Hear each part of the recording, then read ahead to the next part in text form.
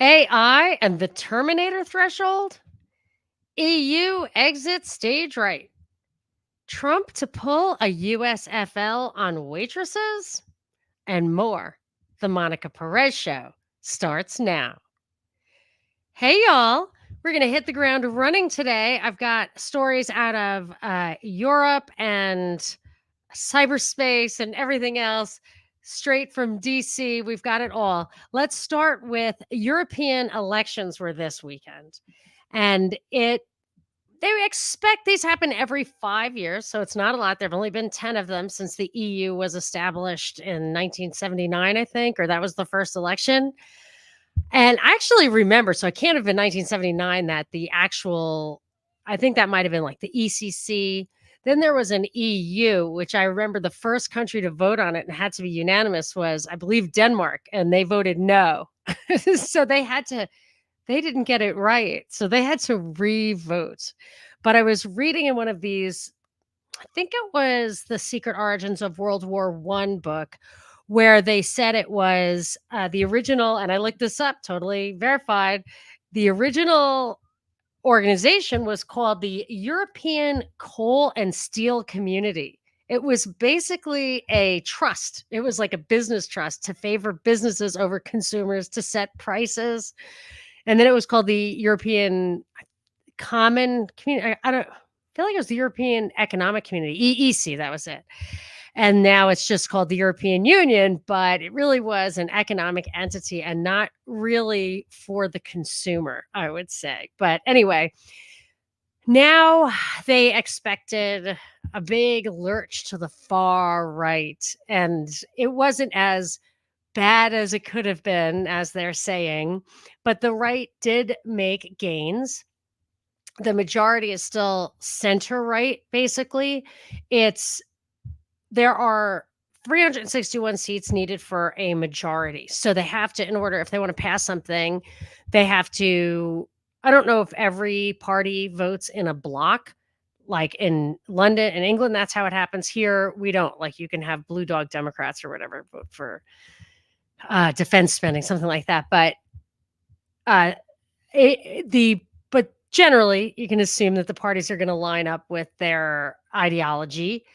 In this case, the Christian Democrats, basically the EPP, they have 186 seats. They have the plurality, which is the biggest minority.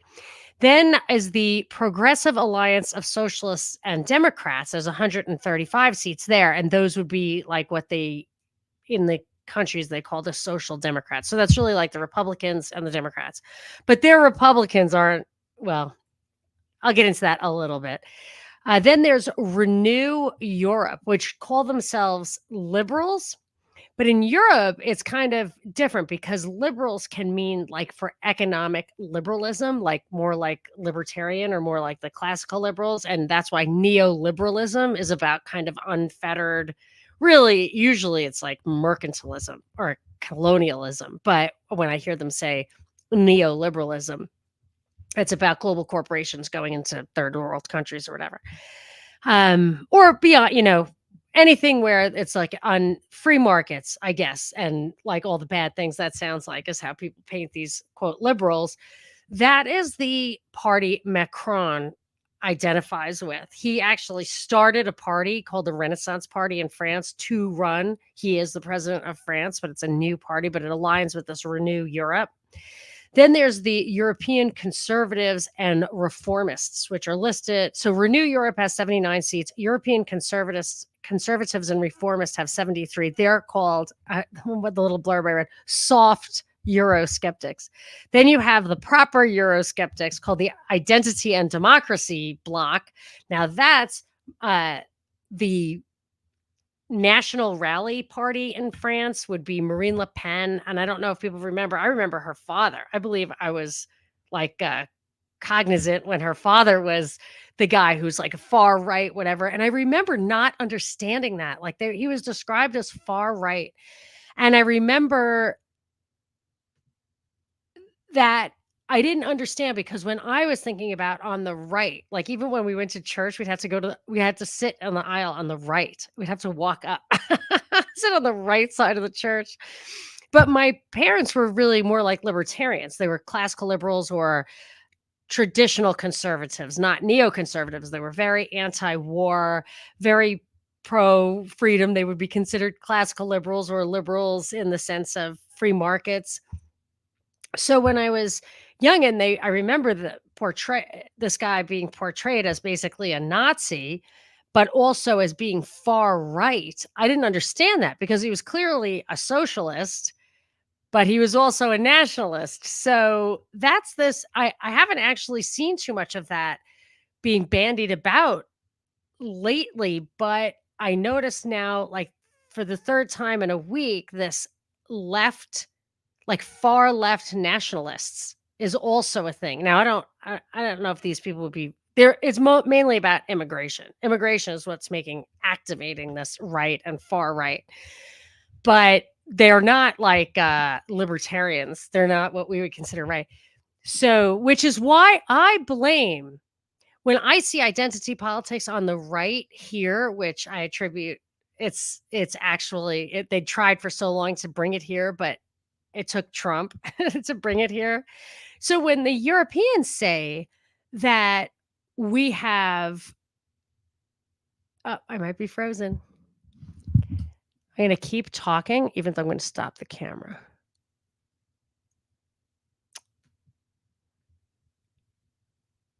All right. Yes, it is live, but can I man, I am frozen.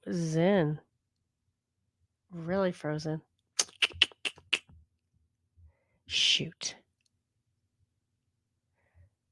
I'm going to have to leave and come back.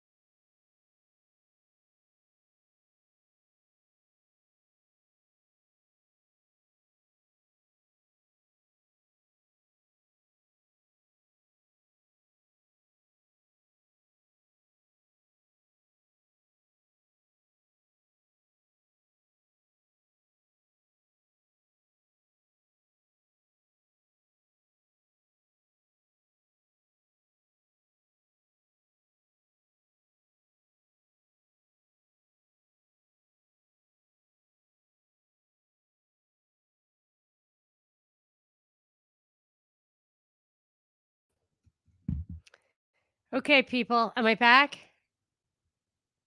Come on, man. Tell me. I can re-enter this feed. Okay. All right, who's saying? Ah, yes. Fantastic. Thank you. Okay. I remember where I was. So when I've seen so many articles where the Europeans say that that we are poisoning their well, that this is Trump stuff.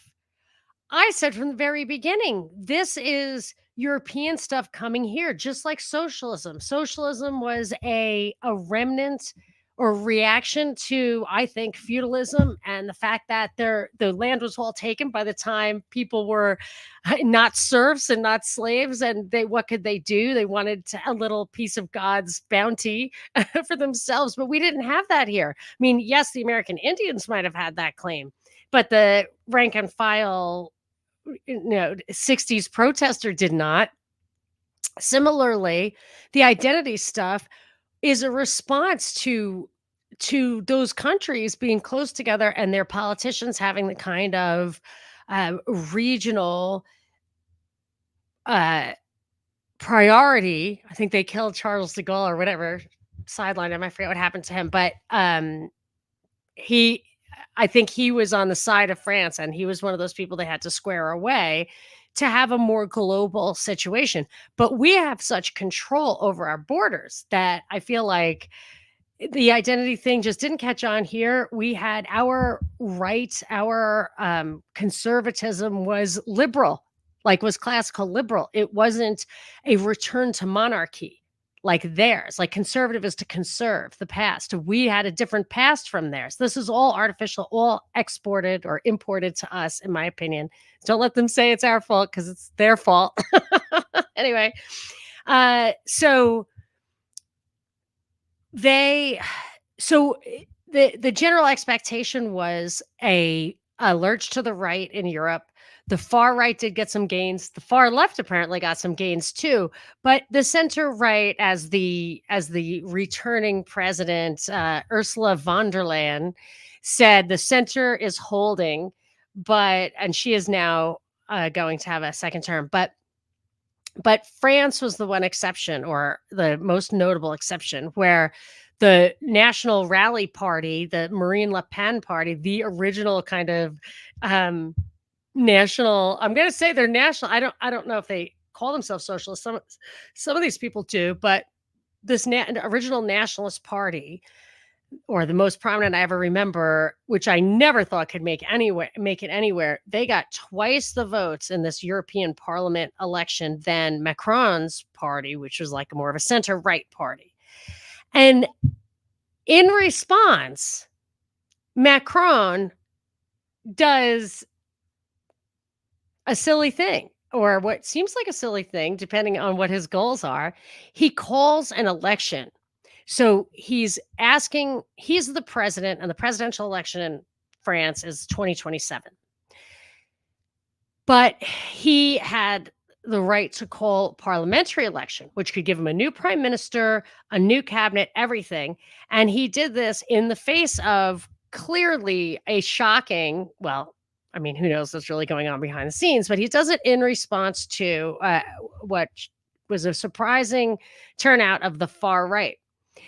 And either the two theories I saw is that he wants to seem responsive to voters.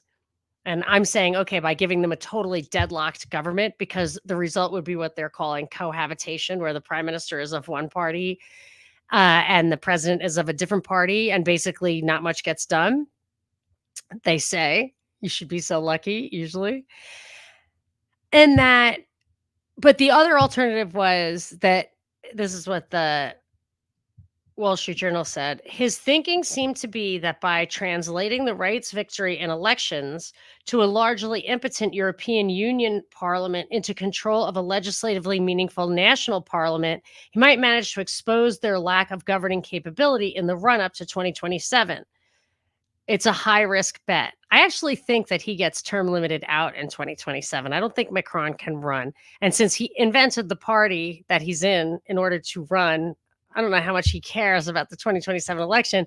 And if it's a cohabitation, impossible to rule party situation anyway, I don't know why he would think that bet all the marbles on the possibility that that will make these people seem like they can't govern.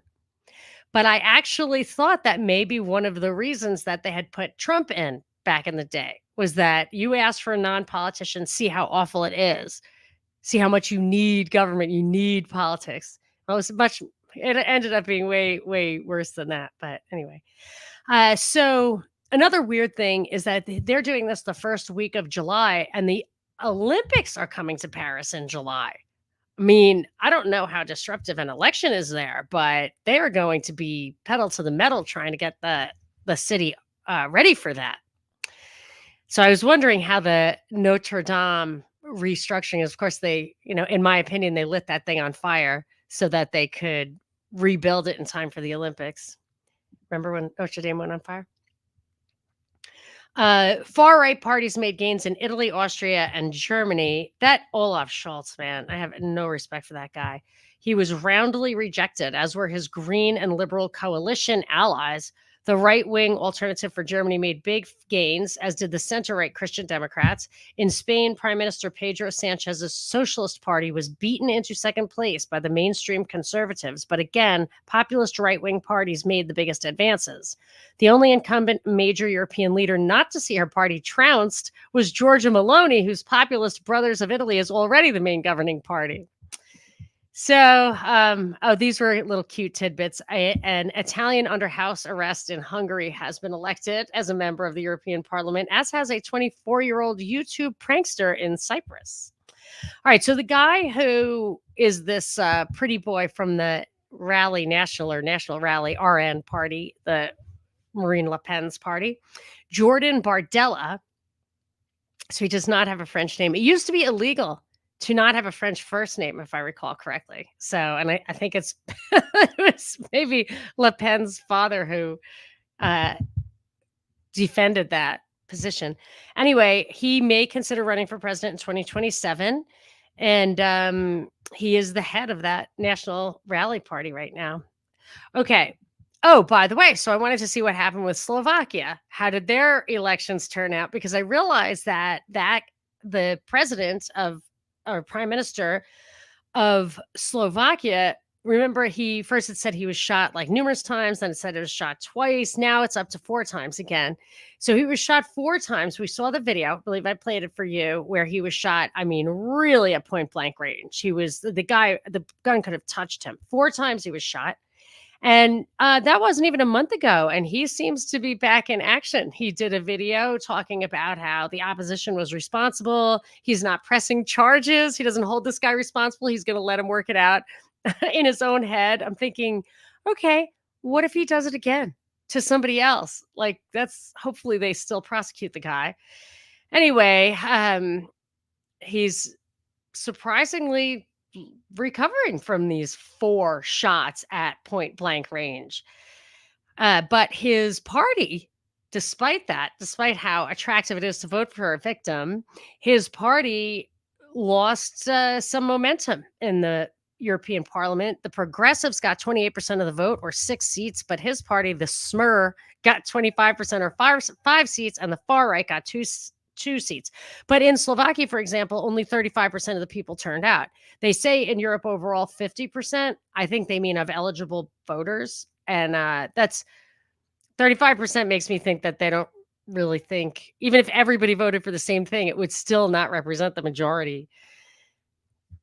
Oh, there was also an assault on a Danish prime minister. The scene looked a lot like the scene of the Slovakians, but I don't know anything about that. At a certain point, when you just advertise it, you get people doing it. It doesn't have to be fake to be a psyop. It's like you provoke people. You give them ideas. So I had this thought, not just about this, but about our system. It's totally weird to me that we have a completely polarized system, so polarized that we disagree on everything, except for the important stuff, right? So we fight about every little thing. And then you have these polarized, like the Democrats and the Republicans.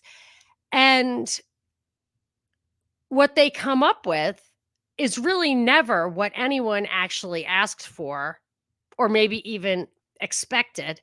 They get to really, it always ends up in some deal to advance the welfare warfare super state. And they just your expectation is you either blame it on the other party, or you blame it on gridlock, or you blame it on compromise.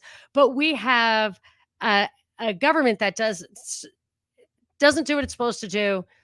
When it does function, it betrays us. And I feel like it uses this polarization as a cover. And I'm thinking, I don't know, but I mean, I'm guessing that's part of what's happening in Europe, that they want to alternate between really bad laws on both sides and just march towards totalitarian technocracy, left foot, right foot, left foot, right foot, But it was kind of funny because there was an article I probably normally wouldn't have looked at, but it is Alito, Justice Alito, who recently had the flag issue, was at an event, and left-wing activist or something pretended to be just another person there chit-chatting with him, but she recorded it.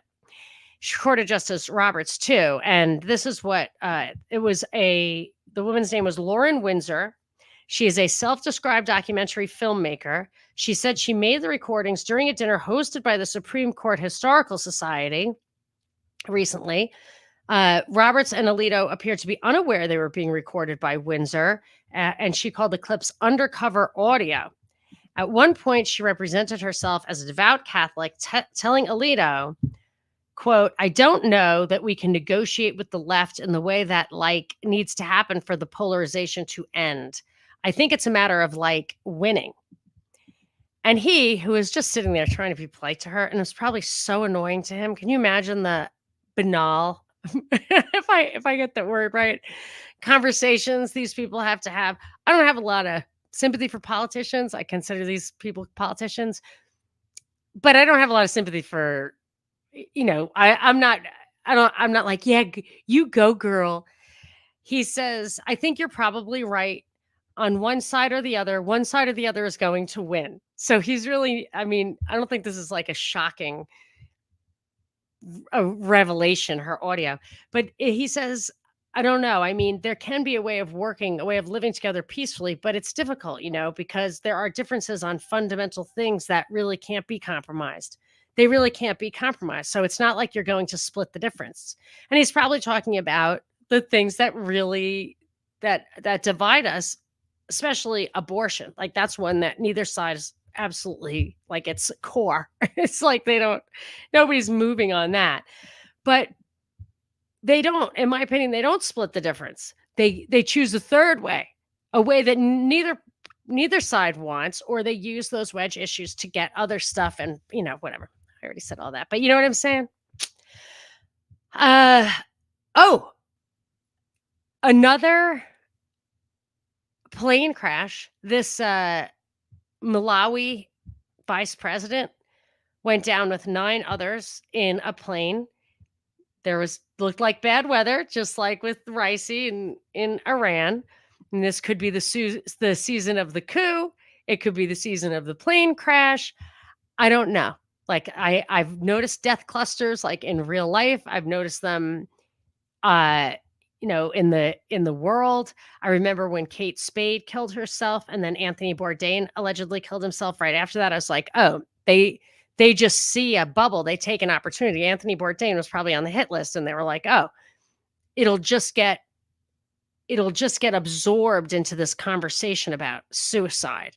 And in this case, what do you say with the Malawi guy? Like, oh my gosh, somebody else just died in a air accident.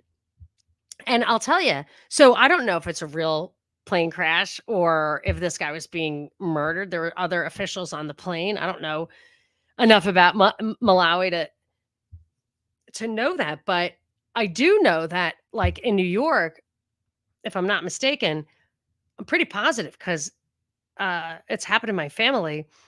When people die, even old people who I think it's if they're not in a hospital, which is just ridiculous, but you have to, unless there's actually a known cause of death under the care of a physician, and it's not known to be natural causes, they'll give autopsies to old people. I think they worry the family kills these people to get their money. So the default assumption is we need to rule out homicide. So when I hear something like this, we need to rule out homicide. If it's happening in the here and now in your own home or family, they're going to do an autopsy. They're going to do a real scientific, to the extent there is science anymore, investigation. So yeah, I don't know what happened to this guy, and I never will. But it also reminds me of The air issues. I mean, the air travel thing, there have been a couple of tweets like, "Wow, like, you were 3 years ahead of this, Monica," and I absolutely was. I knew it was gonna as soon as Trump took office, I started talking about it. I was like, "They're gonna change the whole air safety thing." And that is certainly happening. I saw an article today that Boeing is worried because so many people quit that now everybody there is new, and they don't really know how to train them fast, and I don't know what's gonna happen. It's like, "Oh, really?" Like, I feel like that's chapter 4. Um, uh sorry, just a minute. My son just got home from school. He goes to summer school now, and normally his school ends at 3:30, but now it's 2:30. So this is my son who has Down syndrome. So like I have a giant baby forever. Bear with me if you wouldn't mind. I just have to tell him. I'll text him. Um,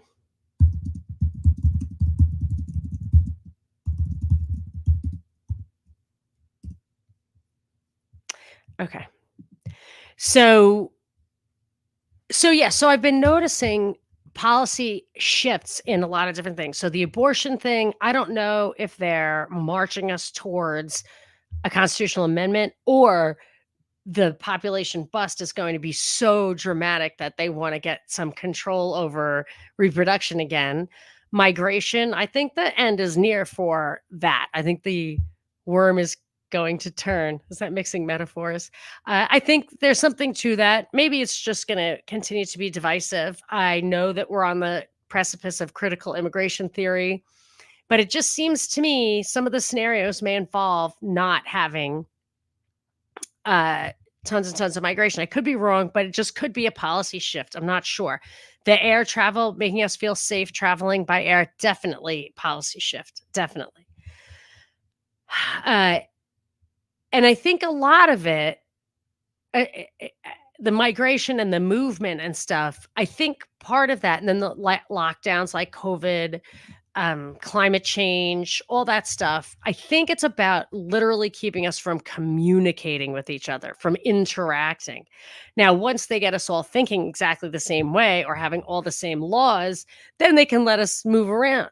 But I don't think they want us moving around while anyone out there still has independent thought. But another article today, plane crash article, like is as common as AI articles now. But here was the headline. Their loved ones died in plane crashes. Now they fight for change. This article had something very fishy in it. Here's the subheading headline. Boeing 737 MAX Colgan Air accidents spur grieving families to push for accountability and safety improvements with some recent wins. All right, I have to read this. Boeing 737 MAX, there were, I think, 2 crashes. One was in Ethiopia. Colgan Air, do you remember that one? I've talked about this crash before. It was maybe 20 years ago now. No, 15 years ago. It was the last legit fatality as far as I'm concerned. Well, I shouldn't say that. We went a very long time without any US commercial jets having a fatality. US run commercial jets, those 3 things, having a fatality. And for a long time, like when Trump took office or until like that Southwest Air thing where the woman got sucked out the window, which I thought was a not believable story, whatever the real story was, I don't know. Before that, it was this Colgan Air Buffalo commuter jet. And I think that went down on purpose. I think that was a haystacking situation. But I'll get to that in a second. So here is the article about the Boeing and the Colgan Air accidents. It says about families pushing for justice reform, etc. Family members of the 50 people who died in the 2009 Colgan Air crash near Buffalo, New York, pushed for new regulations on air travel, whatever. The Max and Colgan families are part of a grim fraternity of grassroots advocates. Other high-profile tragedies, such as the September 11th, 2001 terrorist attacks, have spurred advocacy groups of their own.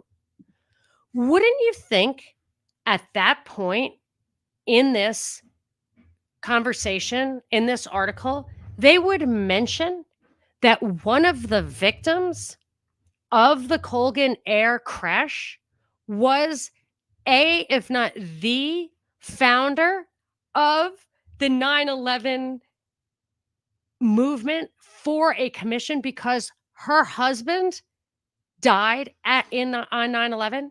Beverly Eckert, I've talked about her before. She died in that Buffalo plane, that Colgan Air plane. And she had just come a week ago from meeting Obama in 2009 and making it very clear she was never giving up on the 9/11 stuff. And they're not mentioning what a coincidence it is that that woman was on that plane. I don't know if you remember, but she said in 2003, December 2003, 2 years after 9/11, a speech that was called "My Silence Cannot Be Bought."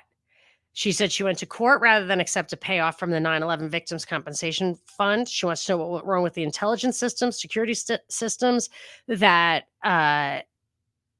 that a band of religious fanatics could do this. She wants to know why 210-story skyscrapers collapsed in less than 2 hours, why escape and rescue options were limited. She said to Congress, big business, and everyone who conspired to divert attention from government and private sector failures, I would add malfeasance, my husband's life was priceless, and I will not let his death be meaningless. My silence cannot be bought. So they probably didn't want you scratching your head like, wow, that is a coincidence. Let me look up Beverly Eckert. Yeah. Anywho, so a couple more stories. I'm going to go a little late because I was interrupted. Hunter Biden was convicted of these ridiculous charges, which I'm sure he was. I mean, sounds right to me that he was convicted justly or found guilty of lying on this application because he was a drug addict and getting a gun. But I will refer you to my past episode where I talk about what I consider to be his actual, like, nationally noteworthy and should be prosecutable crimes. I wanted to say, so Trump had this thing. He said he wants to make tips not taxable. So many things wrong with this. I was a waitress when Reagan made the tips taxable. So you were always supposed to, I was a waitress since I was 15. You were always supposed to report your own tips and pay your taxes on them, but nobody ever did. Reagan had them take the taxes out of your little paycheck. So I would get $100 a week, which was $2 an hour, which was the minimum wage for waitresses back then. And I was a full-time student working full-time. There's a fly in here. So okay.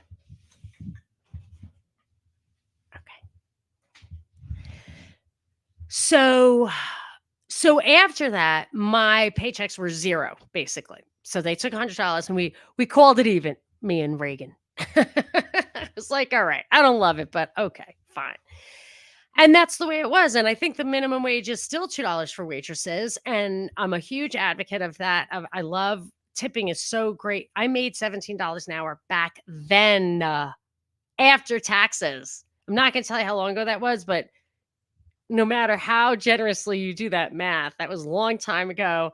And it was great. So when I go to Europe or other countries where they just give them a couple of pennies and they're like, well, in America, they don't pay the waitresses. I'm like, yeah, I know, but they don't tip them pennies. They tip them huge stacks of 20s. Like, at the end of the night, I was young too. I mean, I was really young and I always made $100 a night, cash money.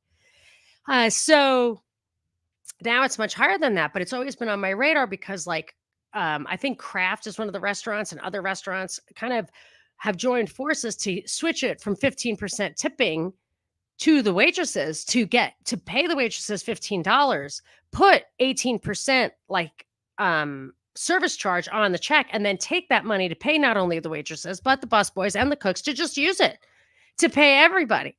And that's super uncool. I mean, even when we used to get the tips, a lot of times you'd tip out to those people, but it was the only way that a woman could, like a single mom, could work. It was like the blue collar, the construction worker work of women, and it was good. I liked it. So he's now saying he wants no taxes on tipping, which the article I read in the Wall Street Journal was validly said, well, employers are going to want to restructure everything to feel like tips so that they don't have to pay their people as much, because if you're getting $20 and it's not taxed, they can pay you rock bottom minimum wage or whatever. But I don't think that's the problem. Or I should say, if it does spur some kind of quote unintended but totally foreseeable consequences, then it will spur legislation. It will spur legislation, and then it'll all be ruined, and you won't have tips anymore. Service will go down. The women who have kids will have to be on the dole. It's super messed up. And not to mention that he's going to do that by executive order. I mean, that's not cool. And that was side by side with an article where it said he plans to grossly expand the power of the president, which is the last thing we need. Even if you like him, who's going to the next guy be? But it reminded me of when he was the USFL was really posing a problem for the NFL, because it was in the spring and it was getting good players and people were liking it. And the NFL didn't like that. Well, as luck would have it, Trump buys a USFL team and somehow manipulates the whole league to moving. I forget how. I read this book called Trump Nation by Thomas O'Neill, maybe. It was really a good book. And he got everybody to move it to the fall. He got it to go head to head with the NFL, which of course made it go completely out of business, completely destroyed it. So I would just say, leave tips alone, please. It's probably too late, because you see it like as soon as you raise minimum wage and include them, you're going to drive that right out of business anyway. So whatever. It's a personal. I'm personally interested. I was such a great clip for you. So let's get to some comments. All right, let's see what we got here. Thank you all for your patience. All righty. The Secret History of World War I was absolutely great. Yes, it's the Jerry Doherty book, Renee wants to know.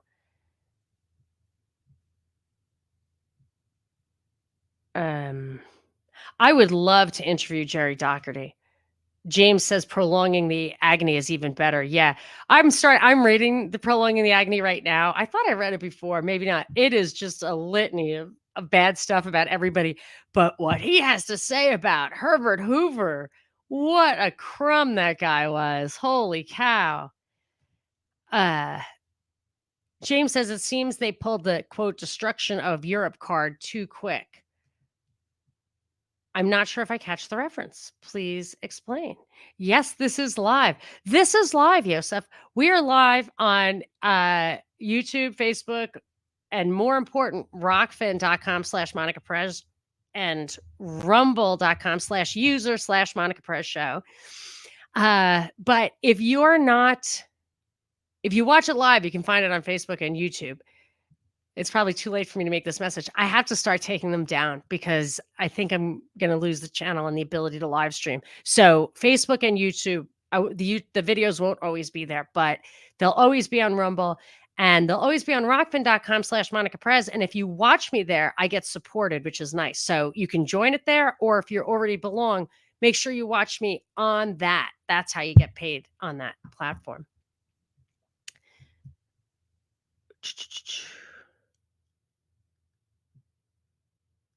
Okay, I'm hoping Yosef is not directing this at me. He says, so you were a leftist in college. I most certainly was not a leftist ever in my life. I froze.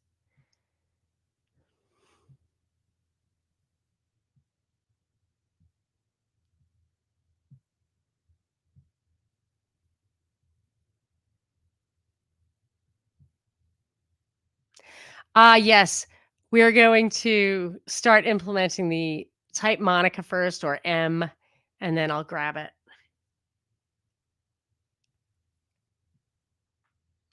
Ursula sucks. James and Stella both agree. It's Ursula van Leyen. Is that it?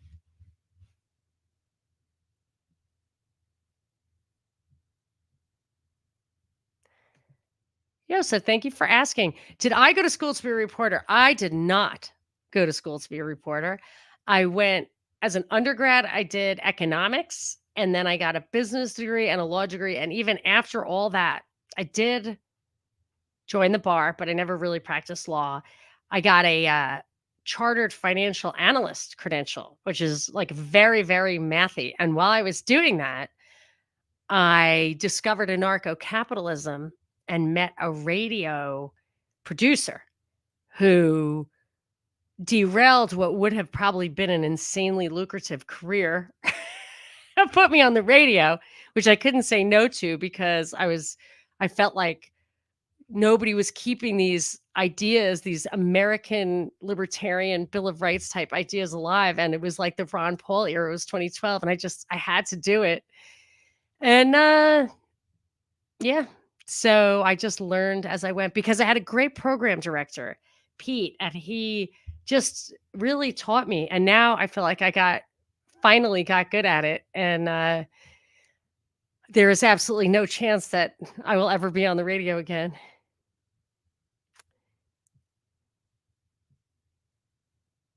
Yes, James says far right, still socialist. Look what happened in Holland.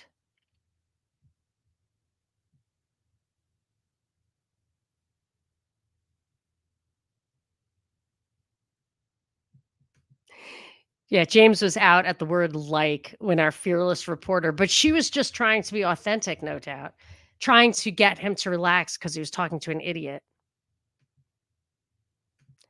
Frightening me, season of the coup, another chicken plant fire. Was it season of living dangerously? What was that? I was trying to. Are dairy cows exploding? I mean, I didn't know there was another chicken. Oh, season of the coop. Nice. Another chicken plant is exploding.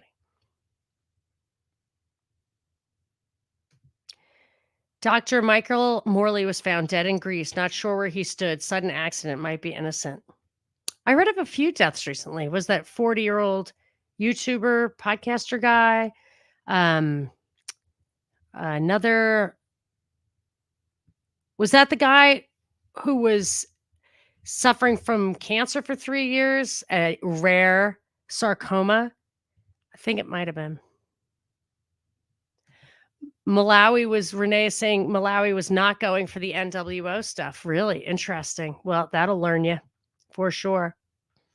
And just last week, they had been prosecuting this guy for corruption. And just last week, they dropped the prosecution. Maybe they felt like they couldn't get him on that. Speaking of coups, Nixon was a coup, obviously. I don't think anyone listening to this doesn't know that. But do you ever wonder why Spiro Agnew, his VP, was not the president after they got rid of Nixon? He didn't go down with Watergate. He had nothing to do with Watergate. They got him on some other trumped up corruption thing. And his autobiography is called, which I have on my shelf, Go Quietly or Else. So that is why, and mentioned this before, Gerald Ford and Nelson Rockefeller, who were in the White House after Nixon, neither of them had ever been elected to the presidency or the vice presidency. Oh, Malawi has a lot of Belt and Road stuff. Interesting.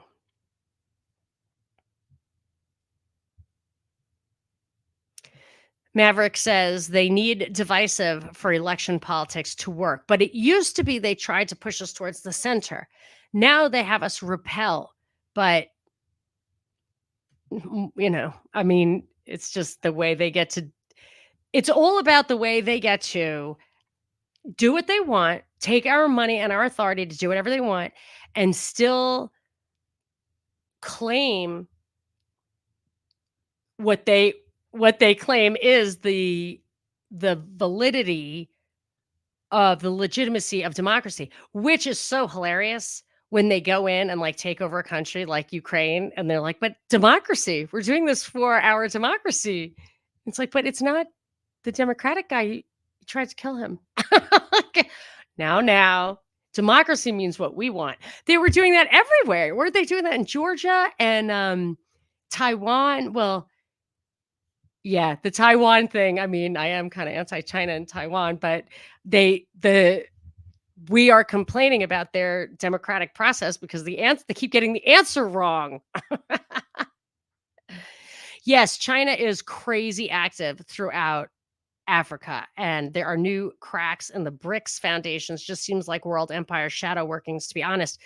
Yes, and I'm going to talk to Parallel Systems Mike, about BRICS soon. Actually, it's going to be a 9 a.m. show though, because he's in Poland. So you gotta cut the guy a little slack. Oh, you think the Boeing stuff is Airbus corporate warfare? I think it's bigger than that. This may be true, Maverick. Yes, that's to follow up on what you said. I think they are moving on the Boeing accidents as a corporate restructure before the massive military industrial complex push and these new wars on the horizon. Yeah, that may be true. As someone who flies weekly, Angus says, Embraer jets are the best. Great to know. As long as they're jets, U.S. commercial jets. Yes, the government commissions are cover-ups, including the 9/11. That woman pushed for the commission. Which you're right. I mean, I don't think she knew, like we know, that it was bound to be a cover-up. Oh, Embraer does Buffalo, huh?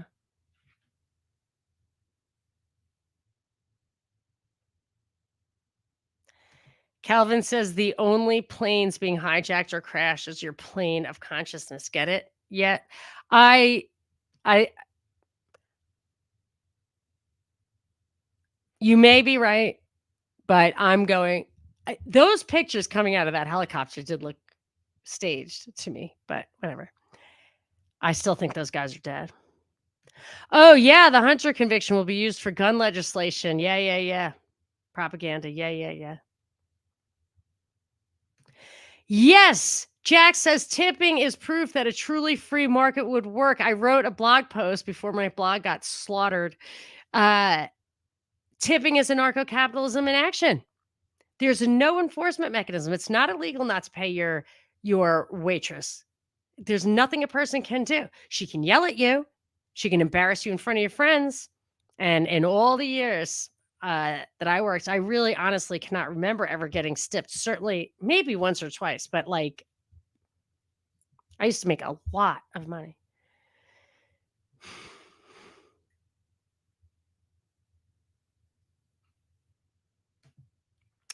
The tips thing would allow for the gig economy to flourish until someone points it out.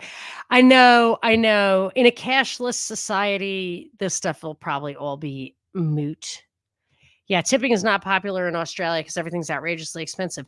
Do you I mean, it's hard to know without comparison, but I used to notice in England and Europe, the service was not as good as it is here, but I mean, it's probably good enough.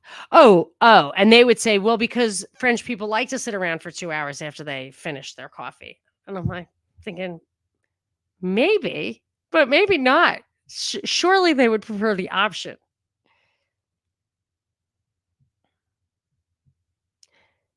Oh, Tom O'Neill wrote Chaos. Yeah, I did read that too. No, somebody else, Tim. Maybe it's Tim O'Neill. Look up if you don't mind. Trump Nation. Or maybe Tim O'Neill? I don't know.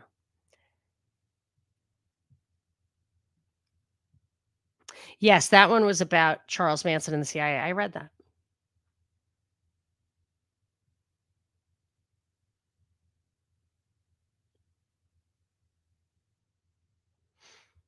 When James tipped in Europe, the waitress would run after him to give him his change, thinking that he just forgot it. Boy, a lot of comments today. I'll have to remember. No, I didn't say the Monica thing. I was supposed to tell you people to write. Look, I haven't oh my gosh, I'm just lounging around here. I'm so way late.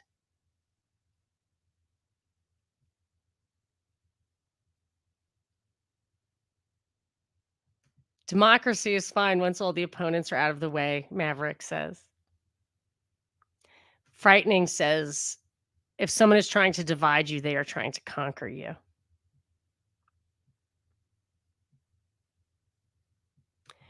The essence of democracy, Jason says, is forcing a false choice by boiling down two choices, both controlled. All right. Let us get to this last story of the day, which is like, it's a full on story. Do we want to go? I mean, if I do the whole story, including the clip, it's going to be 10 minutes. Can you guys handle that?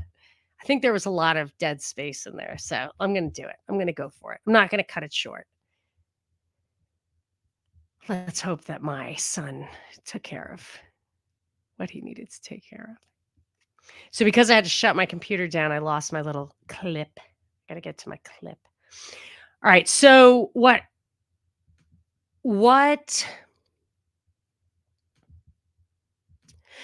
spurred this on was I was on. All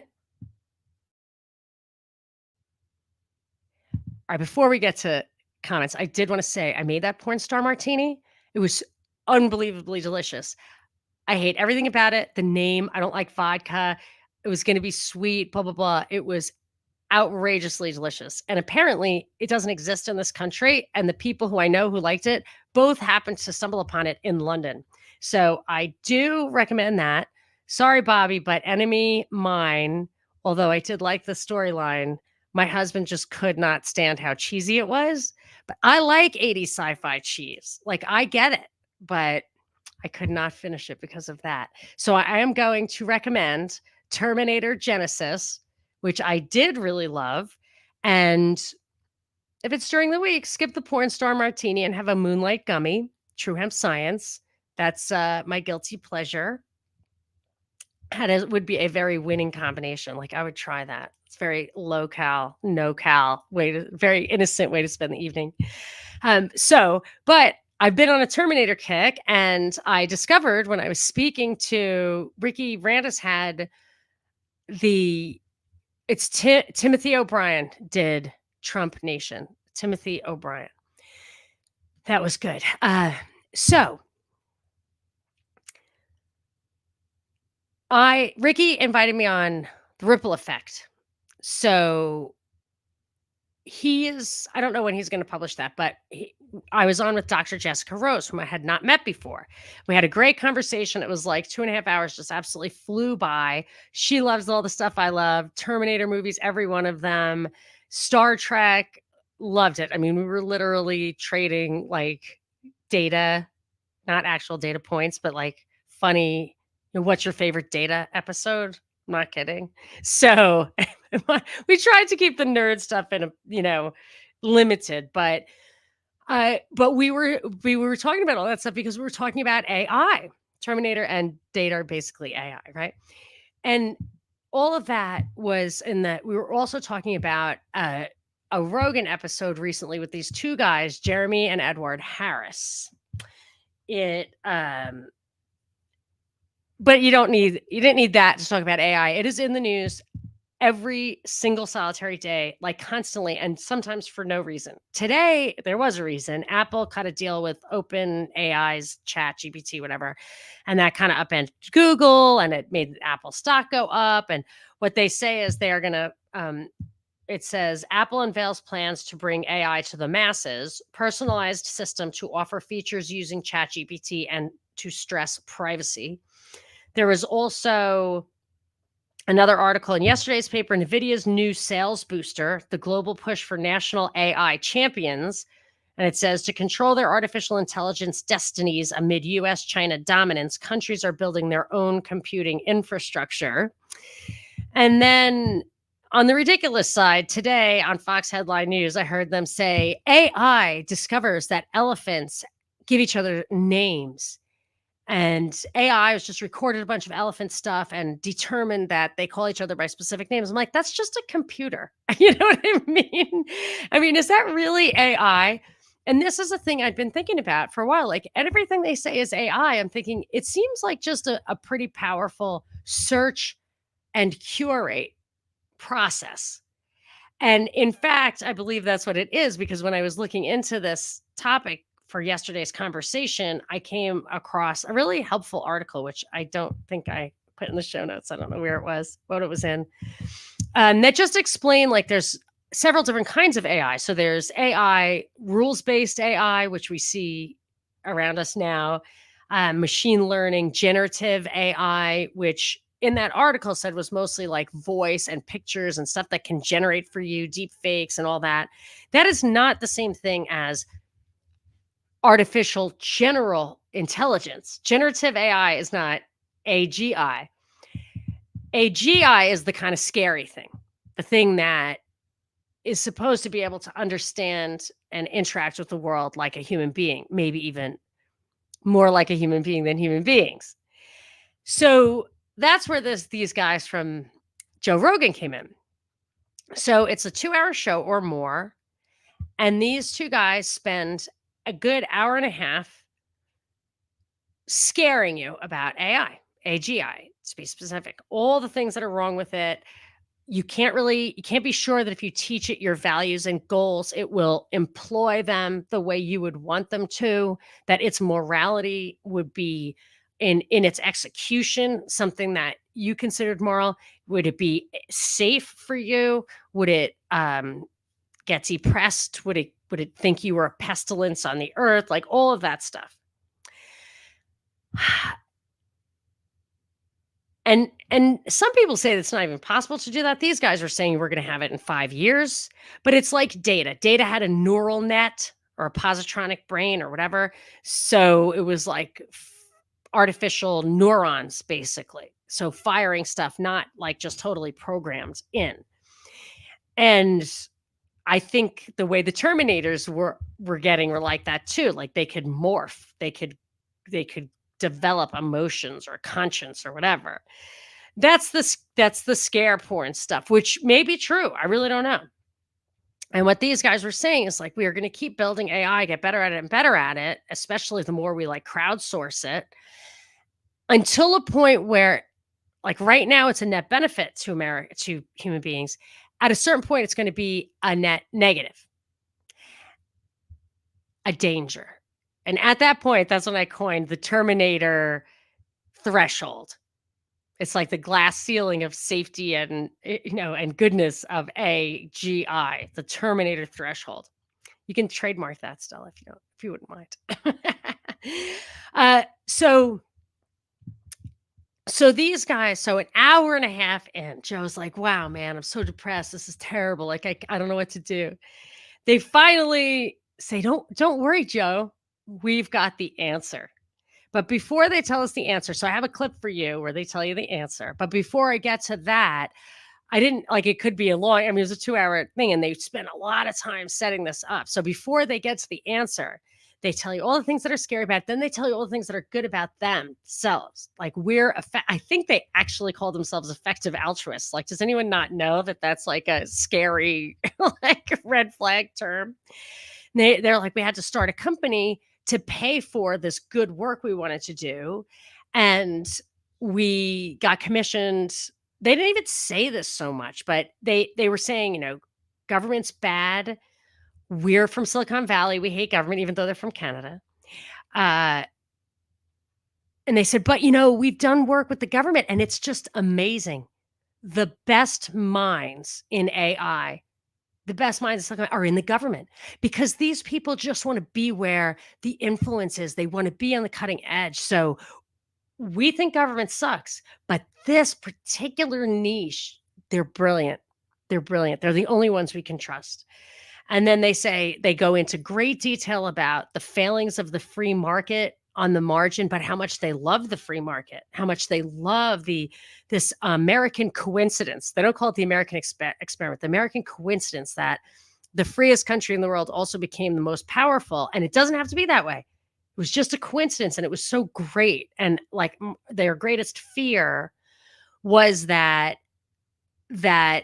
freedom would go away, because AI is actually capable of effective central planning, whereas human beings aren't. So they're a little worried about AI getting out of control in that way. And let's get to the clip, but I mean, I'll tell you the punchline because I want you to keep an eye out for it. It seems to me they're trying to get us to say that the US government, specifically the US military, should basically have a secret exclusive monopoly. So redundant, but exclusive, a secret monopoly on the really powerful AI. And it ends up I didn't hear them go into great detail about this, but this whole thing started because they made a report. They were commissioned in November 2022 when ChatGPT made the scene. They just released it. They gave it to the government in March, an action plan to increase the safety and security of advanced AI. And maybe I'll read that to you after the clip. I hate to go over. It feels so undisciplined, but we had technical difficulties. All right, let's hit it.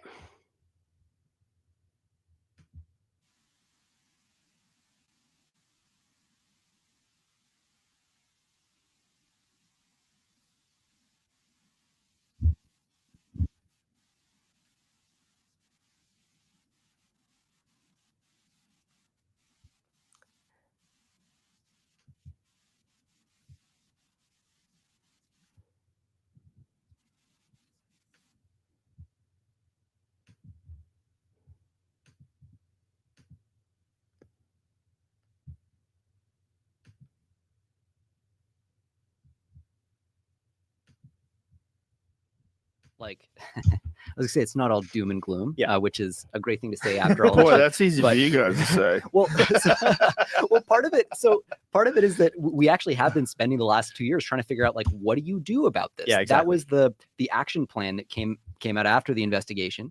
And it was basically a series of recommendations. How do you balance innovation with like the risk picture, keeping in mind that like we don't know for sure that all this shit's going to happen. Exactly. We have to navigate an environment of deep uncertainty. The question is, what do you do in that context? So there's, a couple things like we need, a licensing regime, because eventually you can't have just literally anybody joining in the race if they don't adhere to certain best practices around cyber, around safety, other things like that. You need to have some kind of legal liability regime. Like, what happens if you don't get a license and you say, yeah, fuck that, I'm just going to go do the thing anyway, and then something bad happens? So he's saying you need to be licensed to develop AI. And if you don't get a license, you go to jail. That's in the thing. And it's not that something bad. He's not saying that something bad happens, you go to jail. He's saying you go to jail if you don't get a license. And then you're going to need like an actual regulatory agency. And this is something that we don't recommend lightly, because regulatory agencies suck. We don't like them.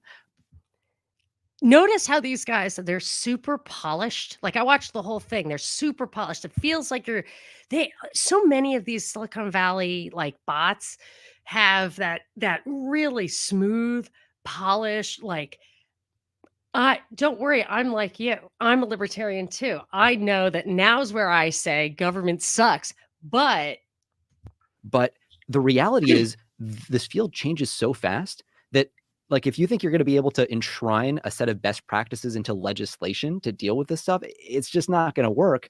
And so when we talk to labs, whistleblowers, the WMD folks in NatSec and the government, that's kind of like where we land. And it's something that I think at this point, Congress really should be looking at. Like, there should be hearings focused on what does a framework look like for liability? What does a framework look like for licensing? And actually exploring that, because we've done a good job of studying the problem right now. Like, Capitol Hill has done a really good job of that. It's now kind of time to get that next beat. And I think there's the curiosity there, the intellectual curiosity. There's the humility to do all that stuff right. But the challenge is just actually sitting down, having the hearings, doing the investigation for themselves to look at concrete solutions that treat these problems as seriously as the water cooler conversation at the Frontier Labs would have us treat them. So it's clear that they have this idea of what the answer is. And I think what it says in his report is they recommend sweeping and unprecedented policy actions that, if enacted, would radically disrupt the AI industry. Congress should make it illegal to train AI models using more than a certain level of computing power.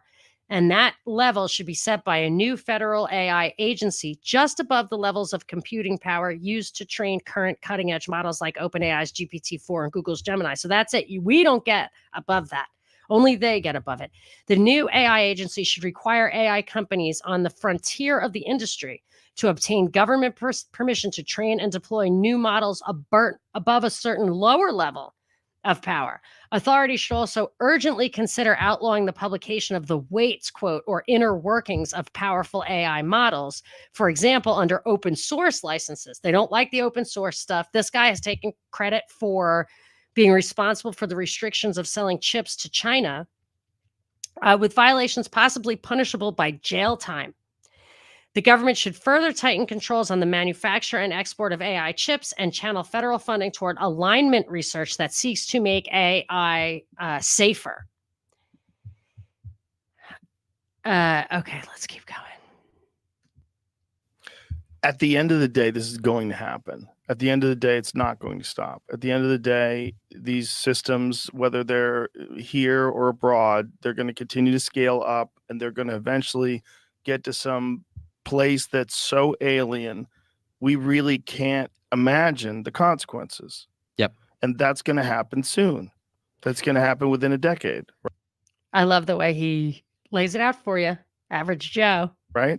We may, again, like the stuff that we're recommending is approaches to basically allow us to continue this scaling in as safe a way as we can. So basically, a big part of this is just being able, actually having a scientific theory for what are these systems going to do? What are they likely to do?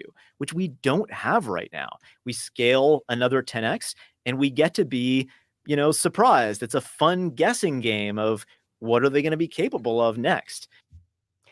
I want to point out that in the report, a lot of this is they're just really trying to scare you. And in the report, they say there are two categories of risk. Weaponization risk. It says such systems could potentially be used to design and even execute catastrophic biological, chemical, or cyber attacks, or enable unprecedented weaponized applications in swarm robotics. The second category is what the report calls loss of control risk, or the possibility that advanced AI systems may outmaneuver their creators. There is a reason to believe that they may be uncontrollable if they are developed using current techniques and could behave adversarially to human beings by default. I actually think that the way they were saying you don't know how you're going to control their values and goals, previously in this conversation, they were saying that you can't have AI tell you how to bury a body because we don't want them encouraging crime. So they're already talking about censorship morality. That's in the executive order that Biden put out. They talk about I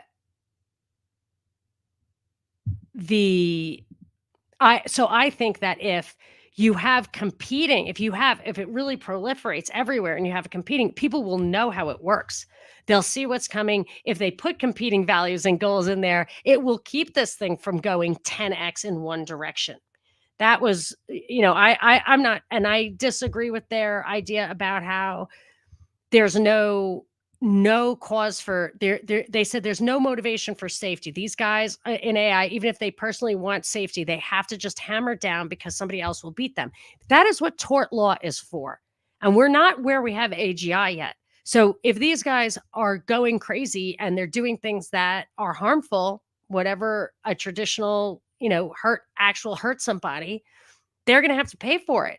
And the first time that happens, that's how our system works, or when you get close to that point, people stop the bad behavior. We need to do a better job of incentivizing a deep understanding of what that looks like. Not just what they'll be capable of, but what their propensities are likely to be, the control problem and solving that. That's kind of number one. And to be clear, there's amazing progress being made on that. There is a lot of progress. It's just a matter of, I mean, these guys and their soft touch, it's cloying. Of switching from the build first, ask questions later mode to we're calling it safety forward or whatever, but it basically is you start by saying, okay, here are the properties of my system. How can I ensure that my development guarantees that the system falls within those properties after it's built? So you kind of flip the paradigm, just like you would if you were designing any other lethal capability, potentially, just like DoD does. You start by defining the bounds of the problem, and then you execute against that. But to your point about where this is going, ultimately, Hold on. I didn't think that was in there. I just wanted to make one last point, which is that, second to last point, they could explore blocking the publication of research that improves algorithmic efficiency. So it'd be illegal to share how to make algorithms more efficient. But this is something that never gets mentioned. Their company, Gladstone, was co-founded with those two guys and this other guy. Wonder who whose idea it was. Mark Beale, I think his name is, the third co-author of the report, former Defense Department official Beale. He was the head of AI policy for the Pentagon. He has since left Gladstone, so the former head of AI policy for the Pentagon, left Gladstone, which he founded with these guys, in order to start a super PAC aimed at advocating for AI policy because he's altruistic. The PAC, called Americans for AI Safety, it should be like an anagram and like the CIA for Americans, officially launched on Monday. It aims to make AI safety and security a key issue in the 2024 elections, with a goal of passing AI safety legislation by the end of 2024. Did you hear that Scarlett Johansson thing? She was in Congress today saying somebody stole my voice. Right, dovetails completely with one of the legislators saying, "Oh, I have legislation for this ready to go." He said the PAC did not disclose its funding commitments, but said it set a goal of raising millions of dollars to accomplish its missions. It's going to design the goal that I felt that the goal of these guys was, and their report was, that the AI should be tightly controlled, basically capped where it is now. And anything above that should be completely controlled by the US military. That was the feeling that I had. They said, we don't have a plan for jobs loss, but we don't have a plan for international. And China is getting all this stuff, and we're giving it to them. Anyway, so who knows? Just mull that over. Tell me what you come up with. I'm happy to hear if people know more about these guys, this subject. I'm happy to hear it. You can tweet at me is the best way, at Monica Perez Show. I try to answer every single tweet. So, all right, until Thursday at 2:00 Pacific, 5:00 Eastern. Thank you very much for joining me. I am Monica Perez.